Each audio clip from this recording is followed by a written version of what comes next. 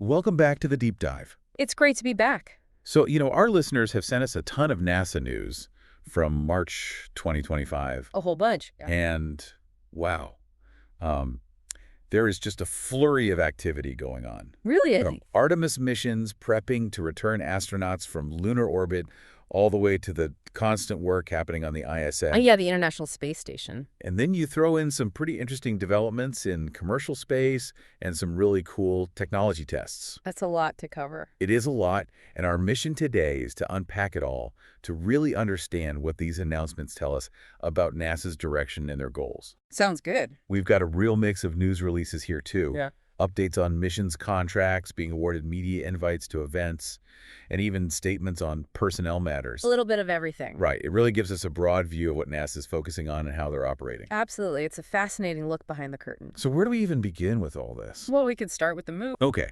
The moon, let's do it. It seems like the Artemis program is moving right along, and we saw a news release about NASA and the Department of Defense teaming up for a media event Oh, yeah. to discuss how they're going to recover the Orion spacecraft and the Artemis II astronauts when they get back next year. That's a big one. It really drives home the fact that we're getting closer and closer to putting boots back on the lunar surface. No doubt about it. And to pull off something this big, Yeah. the collaboration between NASA and the DoD has got to be incredibly important. It's absolutely crucial. This level of coordination, especially a year in advance, really highlights how complex a mission like this is. Unlike the ISS, which is in low Earth orbit, a lunar mission has its own set of challenges. Everything from the spacecraft's trajectory to, keeping the crew healthy after spending so long in deep space. Right, it's a whole different ballgame. It is, and this collaboration between agencies is proof of how meticulously everything needs to be planned. Makes sense. So from deep space, let's shift gears and come back to low Earth orbit and the International Space Station, that incredible orbiting laboratory. Yeah, one of a kind. The Crew 9 mission just finished up. Successfully. Yes, with the astronauts splashing down safely in the Gulf of Mexico after a long and productive science mission. They got a lot done. They did. And this really underscores how crucial these commercial partnerships, like the one with SpaceX, are to keeping a human presence in space and continuing all that important research. Couldn't agree more. The success of Crew 9 really shows how reliable these collaborations are. It's becoming routine in a good way. It's a sign that this model of working with private companies is really working, and you're right about the research. Think about it. These extended missions on the ISS let scientists conduct experiments that just aren't possible on Earth. Observing phenomena in microgravity over weeks or even months can yield insights you just wouldn't get anywhere else. So what kind of research are we talking about? Well, for example, they could be studying how materials behave differently without gravity, or the effects of long-duration spaceflight on the human body. Essential stuff for planning longer missions to Mars someday. Yeah, that makes sense. And the amazing thing is, almost as soon as Crew 9 got back, NASA's SpaceX Crew 10 launched to the ISS to start their own science expedition. They don't waste any time. It seems like there's this constant cycle of research happening up there 24/7. Yeah, it's pretty incredible. This quick turnaround between crews shows just how dedicated NASA is to squeezing every bit of science out of the ISS. Every new team brings fresh ideas and builds upon what previous crews have done, creating a steady stream of data and discoveries across a huge range of fields. It's mind-boggling. And looking ahead, NASA also shared the crew assignments for the upcoming SpaceX Crew 11 mission. And what really stood out to me was that it includes astronauts from 3 different space agencies. Oh, wow, international crew. Exactly. A true global effort. And it really emphasizes the collaboration that makes the ISS program so successful. Yeah, it's really something special. Yep. This level of international cooperation is so valuable because it brings together the brightest minds and the best resources from different countries. Everyone brings something unique to the table, their own technologies, expertise, scientific goals. So it's like a giant collaborative puzzle. In a way, yeah. By working together, they can accomplish so much more than any single nation could on its own. And it strengthens those relationships, too, promotes a shared vision for space exploration. That's really cool. Yeah. But from a practical standpoint, Yeah. how does having a diverse international crew benefit the mission itself? Well, think about it. You've got people from different backgrounds, different training, different ways of approaching problems, and that diversity can be a huge asset when you're in a unique and challenging environment like space. That makes sense. Now, keeping the ISS running smoothly requires a constant flow of supplies and equipment. And NASA invited the media to witness the launch of SpaceX's 30-second resupply mission to the station. Wow, 30 seconds, that's a lot. Right. It's carrying science investigations, supplies for the crew, and everything else they need to keep the lights on up there. It's easy to forget how much work goes into supporting an outpost like that, hundreds of miles above Earth. For sure. It's a massive logistical undertaking. And the fact that this is SpaceX's 30-second resupply mission speaks volumes about how reliable and sophisticated commercial cargo transport to orbit has become. Absolutely, it's a critical piece of the puzzle. It really is. And of course, we're all eager to hear about the actual research happening on the ISS. Yeah, get the inside scoop. Right.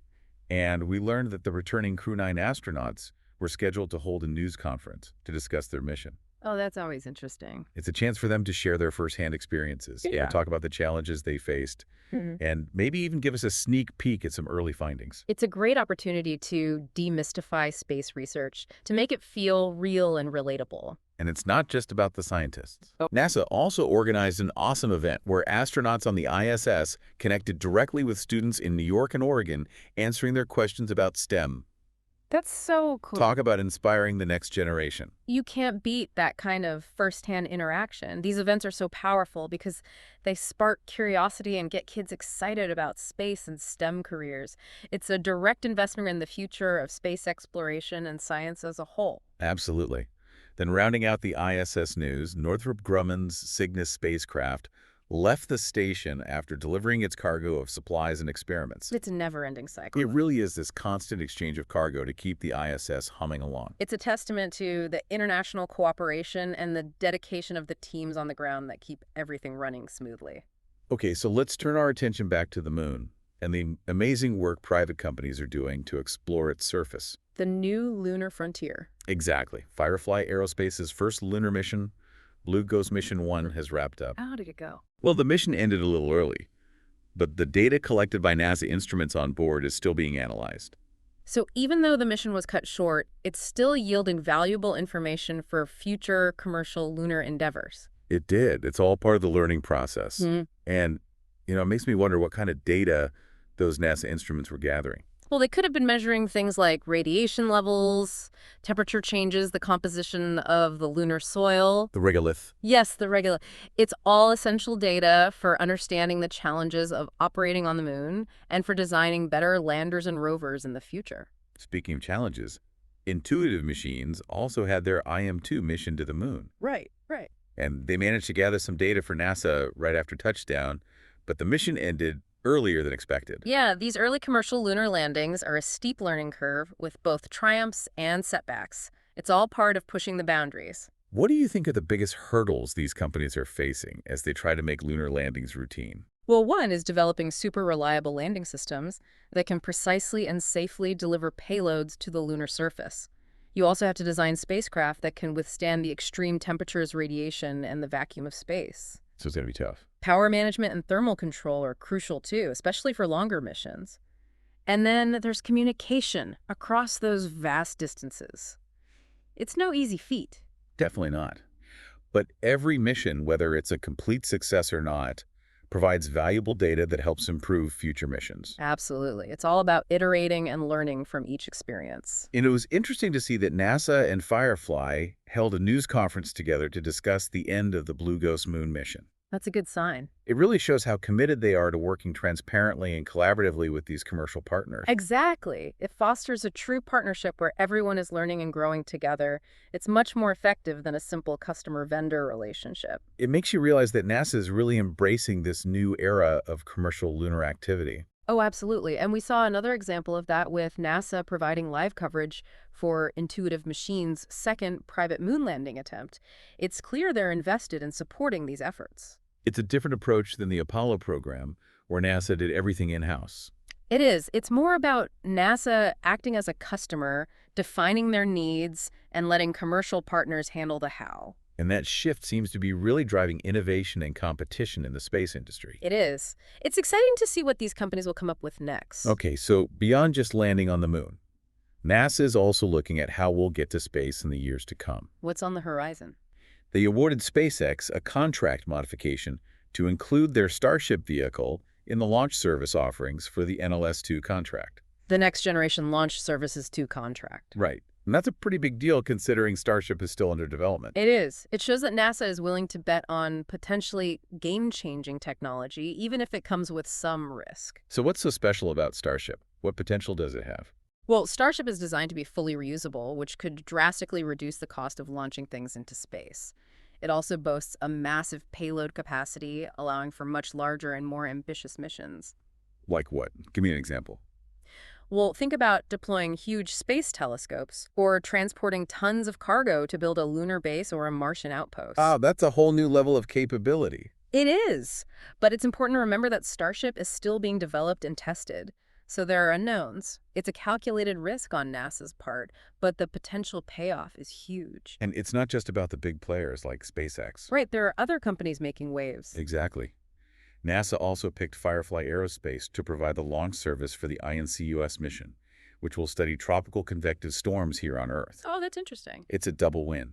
It shows their commitment to Earth science research, and it supports smaller, emerging launch companies, which helps to foster competition in the industry. Absolutely. And that competition is ultimately good for everyone. It can drive down costs and make launching things into space more accessible. Okay, so we've talked about the moon, the ISS launches, but NASA's work isn't limited to space. Right, they do a lot more. They recently showed off a new portable airspace management system that's designed for wildland fire response. Wow, that's using space technology to solve problems here on Earth. Exactly. It's a great example of how NASA's expertise can be applied to real-world challenges. Hmm. How do you think a system like that could help firefighters? Well, fighting wildfires often involves a lot of aircraft, right? Water bombers, helicopters, drones, and things can get chaotic up there. This portable system could provide real-time tracking of all those aircraft, helping to prevent collisions, optimize flight paths, and make everything safer and more coordinated. So it's about bringing order to a very chaotic situation. Exactly, which can save lives and property. And we also heard that NASA's cloud software is actually helping companies find their place in space. Really? Yeah, it seems like they're actively supporting the growth of the commercial space sector by sharing their technological know-how. That's fantastic. It really lowers the barrier to entry for companies wanting to get involved in space. How so? Well, think about it. This software could provide companies with crucial tools for managing their satellites, processing data, or even simulating missions. It saves them time and money so they can focus on their own innovations. So it's like a boost for the whole space industry. It is, and it shows that NASA is invested in seeing the commercial space sector thrive. And speaking of inspiring the future, NASA participated in Space Day Texas. That sounds fun. It was all about highlighting the state's achievements in space and the impact of exploration through programs like the Texas High School Aerospace Scholars. Programs like that are so important for nurturing the next generation of scientists, engineers, and explorers. It's all about getting young people excited about STEM careers and giving them the tools and inspiration to pursue their passions. Absolutely. It's an investment in the future of space exploration. Now, on a slightly more administrative note, NASA released a statement about the nomination of Greg Autry for the agency's chief financial officer. Ah, the money person. It's a reminder that there are a lot of crucial roles behind the scenes that keep the agency running smoothly. Oh, for sure. The CFO is responsible for managing NASA's budget, making sure everything is financially sound and accountable. So it's a pretty big deal. Absolutely. We also saw that NASA invited the media to a couple of upcoming events, the 62nd Annual Goddard Space Science Symposium and the annual First Robotics Rocket City competition. I love those robotics competitions. They're amazing, right? These events really show how NASA engages with both the scientific community and with students interested in STEM. Yeah, the Goddard Symposium is a chance for leading researchers to share their latest findings and collaborate, while the robotics competition is all about inspiring young people to get involved in hands-on engineering challenges. They both play a crucial role in advancing space science and shaping the future workforce. Totally agree. Okay, and now for some lighter news. NASA is looking for design ideas for a zero-gravity indicator to fly on the Artemis II test flight. Oh, that's fun. I love it. It's a really creative way to get everyone involved in the mission. What kind of object do you think would make a good zero-gravity indicator? That's a tough one. In the past, astronauts have taken small personal items like stuffed animals or little flags. The key is to have something visually interesting that will clearly float once they reach orbit. Since it's Artemis II, a mission to the moon, maybe a tiny model of the moon or a little astronaut figure, That's a great idea. something symbolic. We also saw the launch of NASA's newest astrophysics observatory, SphereX. SphereX, what's that one focused on? It's designed to study some pretty big questions: the origins of the universe, the history of galaxies, and even the building blocks of life. Wow, tackling the big mysteries. What makes SphereX special is that it will be conducting a survey of the entire sky in infrared light. So it's going to be looking at a lot of galaxies. A huge number, including some very distant and faint ones from the early universe.